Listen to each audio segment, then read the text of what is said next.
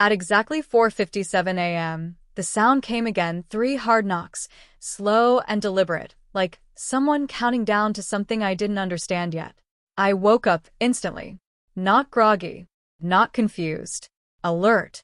The kind of alert that doesn't come from sleep, but from instinct. For a moment, I lay completely still in bed, staring at the ceiling. My heart wasn't racing yet, but it was building. Like something inside me already knew this wasn't normal. No one knocks before sunrise unless something is broken. Or someone is. I slid out of bed, my bare feet touching the cold hardwood floor. The house was silent, too silent. Even the usual hum of the refrigerator felt absent. Another knock. This time sharper. Impatient. I pulled on a loose hoodie and walked toward the front door. Each step careful, measured. My hand hovered over the handle for a second longer than it should have. Then I opened it. Standing there was a woman I barely knew. She lived 2 houses down, quiet, distant, the type who never made eye contact longer than a second. I think her name was Mara. But this version of her? This wasn't the same person. Her face was drained of color. Lips slightly parted like she'd been running. Her eyes, wide, scanning, restless, looked like they hadn't blinked in minutes. "Don't go to work today." Her voice was low, urgent, controlled but barely. I blinked. What? Call in. Stay home. Lock your doors. She stepped closer, lowering her voice even more. No matter what happens, do not leave this house. There was no hesitation in her tone. No uncertainty. Just fear, buried under control. "Mara, what are you talking about?" I asked, my voice tightening despite myself. "Did something happen?" She shook her head, but it wasn't a denial. It felt like restraint, like she couldn't say more. "I don't have time to explain." Her eyes flicked past me, scanning the street behind my shoulder. "You'll understand before noon." Before noon. Something about the way she said it made my stomach drop. "Mara, you're scaring me," I said, more firmly now. "Why me?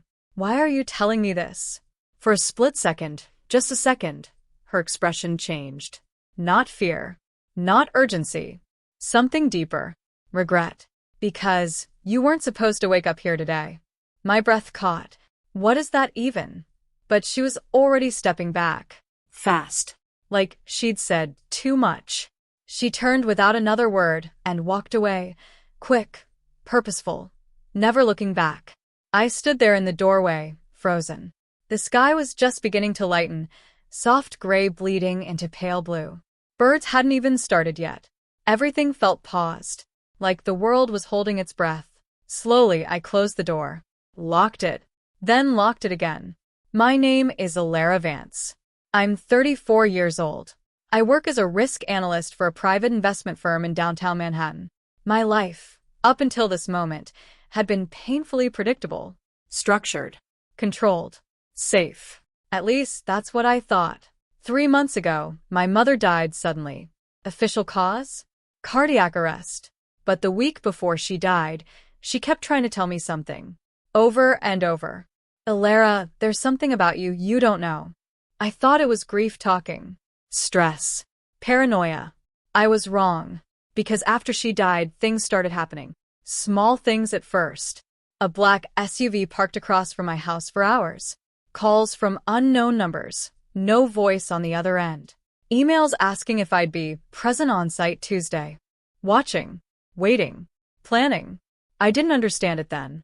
But standing there in my silent living room, staring at my locked front door, I finally did. This wasn't random. This wasn't coincidence. This was timing. And whatever was supposed to happen today, I had just stepped out of it. For the next few minutes, I didn't move. I just stood there in the center of my living room, staring at nothing, while everything inside my head started moving too fast.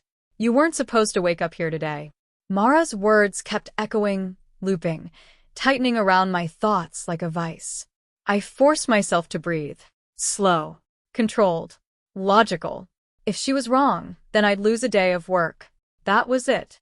But if she was right, I didn't finish that thought. Instead, I grabbed my phone and typed out a message to my manager. "Family emergency. Won't be in today." I hit send before I could second guess it. The moment the message delivered, something shifted inside me. Like I had unknowingly stepped off a path I was meant to stay on. And now something else would have to adjust. The house felt different after that. Every sound became louder. The ticking clock in the kitchen. The faint creak of the ceiling. Even my own breathing felt intrusive. I checked every window. Locked. Every door. Locked. Blinds closed. Lights off. Time slowed down into something thick and suffocating. By 10:15 a.m., nothing had happened. No sirens. No shadows outside. No sign of Mara. And slowly, doubt started creeping in. Maybe she was having some kind of breakdown. Maybe I overreacted. Maybe. My phone rang. Unknown number. I hesitated, then answered. Hello. Is this Elara Vance? The voice was calm. Male. Professional. Yes, who's this? This is Detective Harris with the County Police Department. My stomach dropped. Police?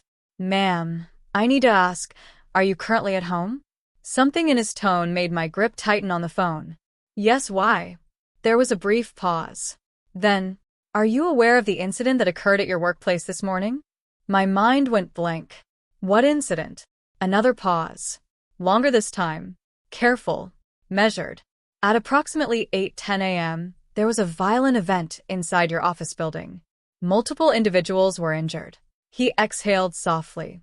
We have reason to believe you were present at the scene. My body went cold.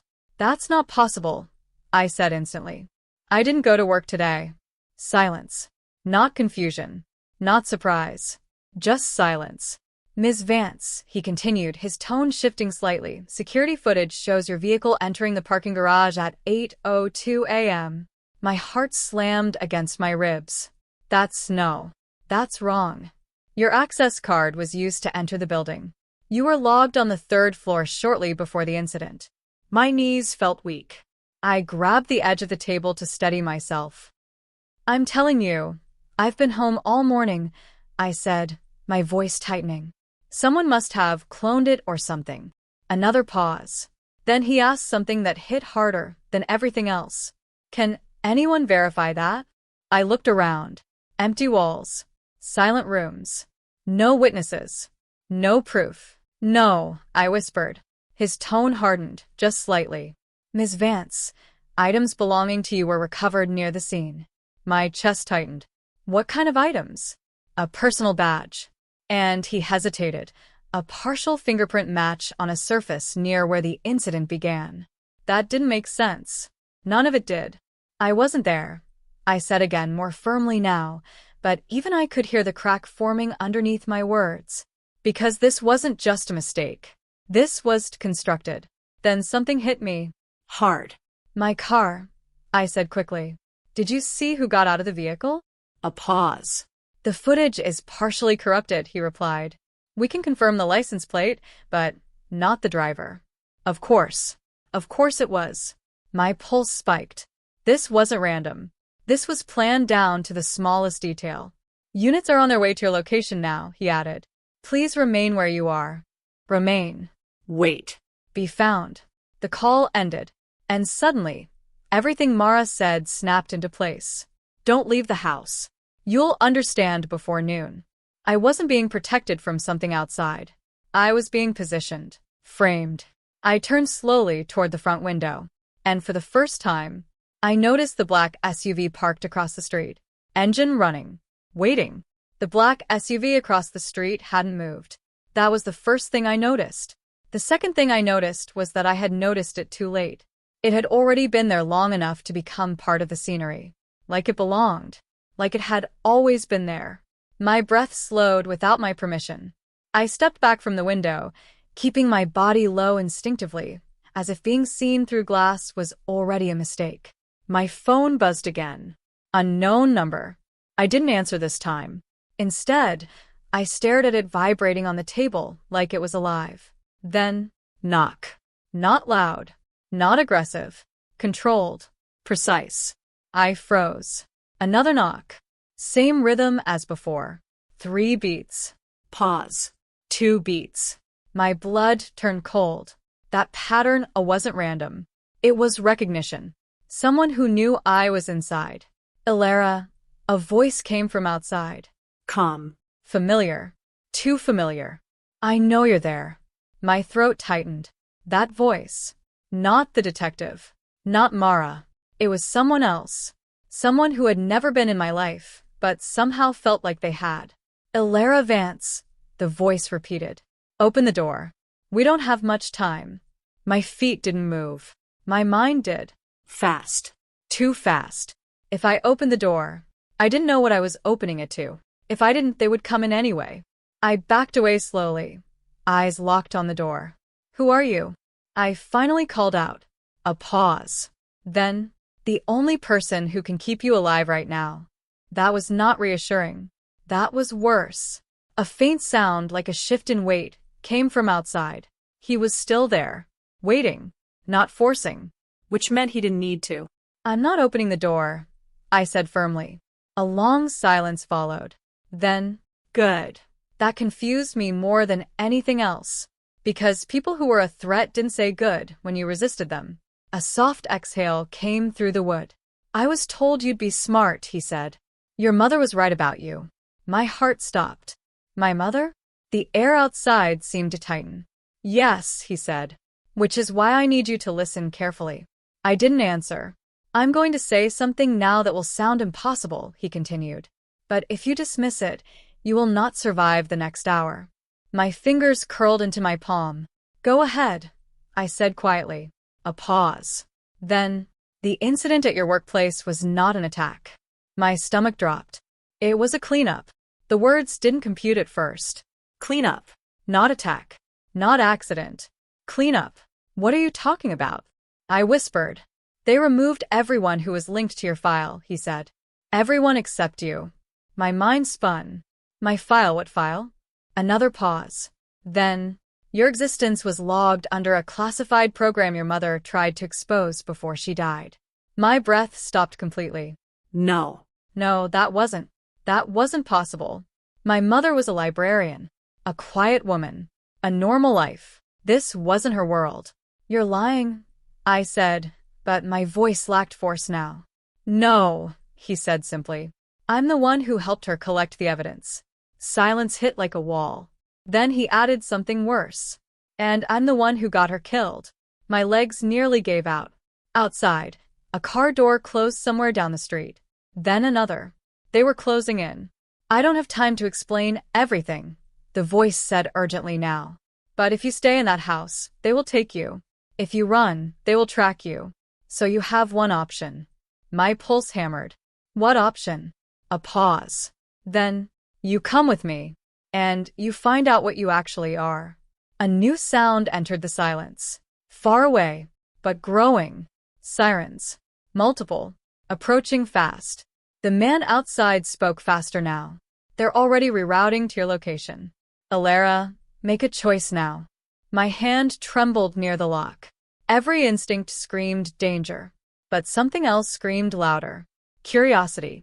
Truth. Fear had already stopped being useful. Slowly, I unlocked the door. And opened it. The man standing outside didn't look like what I expected. No suit. No badge. No weapon drawn.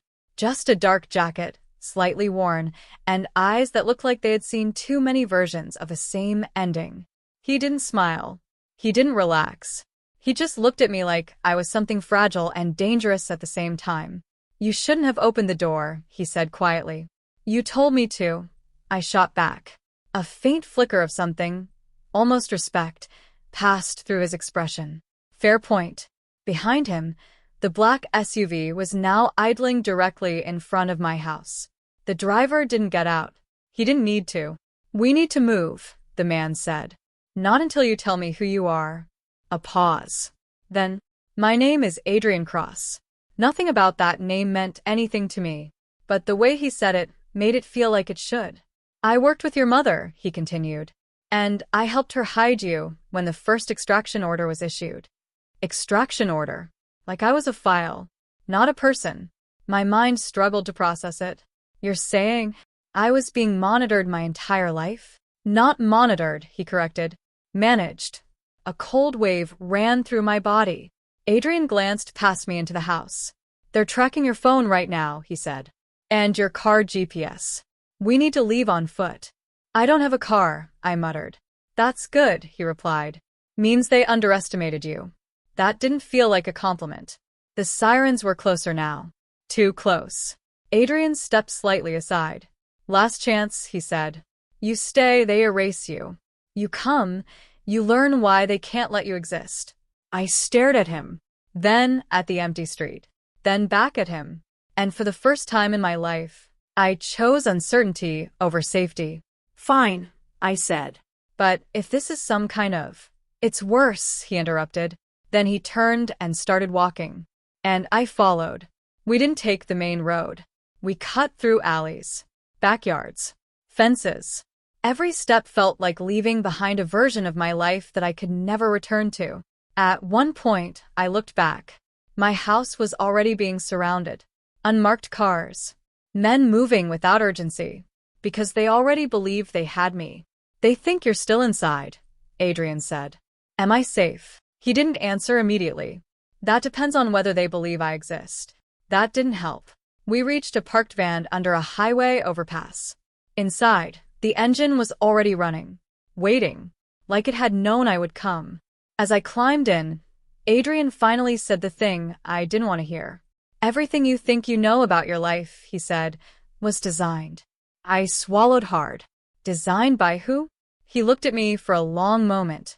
Then, "The people who decided you should never learn the truth." And the van pulled away. The city blurred behind tinted glass as the van merged into traffic. No sirens followed us. No chase. No urgency. That was the most terrifying part, because it meant they weren't chasing yet. They were calculating. Adrian sat across from me, silent for several minutes. Finally, he spoke. "You're going to want answers fast," he said. "But the truth doesn't come in pieces. It comes in collapse." "That's not comforting," I muttered. "It's accurate." He reached into a locked case beside him and pulled out a thin folder. No label. "Just wait." He handed it to me. My fingers hesitated before opening it. Inside, photos, documents, medical scans. My name. But not just my name. Different versions of it. Different dates of birth. Different identities. My breath stopped. "What is this?" I whispered. "Your life," he said. "Or rather, your versions of it." I flipped another page. A medical file. Subject classification. Adaptive biological anomaly. I looked up sharply. "What does that mean?" Adrian didn't hesitate this time. "It means your body doesn't behave like other humans," he said. "Your immune system repairs faster. Your cells regenerate at abnormal rates. You were flagged before you were even born." My hands started shaking. "That's impossible." "You were 3 years old when your first blood anomaly report was filed," he continued. "But your mother intercepted it." My mother. Again. Always my mother. "She tried to remove you from the system," Adrian said. "That's why she died." A silence fell in the van. Heavy. Unbreakable. "Then, they didn't kill her quickly," he added quietly. "They erased her identity first. Then her records. Then her existence." My throat tightened painfully. "And now they're doing the same to me," I said. Adrian nodded once. "Yes." Outside, the city lights flickered as we entered a tunnel. For a moment, everything went dark. No past. No future. Just motion. "When do they come for me?" I asked. Adrian didn't look away from the road. "They already did," he said. I frowned. "No, I mean physically. They didn't send soldiers," he interrupted. "They sent a story that made me go cold. A story. Framing. Narrative control. Your workplace incident," he said. "It wasn't meant to kill you. It was meant to replace you." I leaned forward. "Replace me with what?" A pause. Then, "A version of you that the world will accept dying in custody." My stomach dropped. "They've already published preliminary reports," he continued. "By tomorrow morning, you'll be listed as a suspect. By tomorrow night, you'll be a threat." My breathing tightened. "And then what?" Adrian finally looked at me. "And then they find you." The van exited the tunnel. Light flooded back in. But nothing felt brighter. only clearer. I have one question, I said quietly. He nodded. Why me? A long pause followed. Then Adrian said the words that changed everything. Because you weren't chosen. You were grown. The silence after that was absolute. Not even my thoughts could move. He continued. Your mother wasn't your mother biologically, he said. She was your guardian, your protector. She took you from the program before your full conditioning was complete. My hands went numb. And what am I now? I whispered. Adrian looked at me with something almost like sadness. Someone they can't fully control. The van slowed. We were leaving the city now. Entering somewhere quieter. Darker. More isolated. A facility appeared ahead, half hidden in forest. Concrete. Unmarked. Waiting. This is where your answers begin, Adrian said. And where their hunt becomes real. I stared at the building, then at my reflection in the glass. For the first time, I didn't recognize myself as someone escaping danger. I recognized myself as something they had failed to finish. And as we stopped in front of the facility doors, I realized something even worse. This wasn't my survival story. It was my awakening.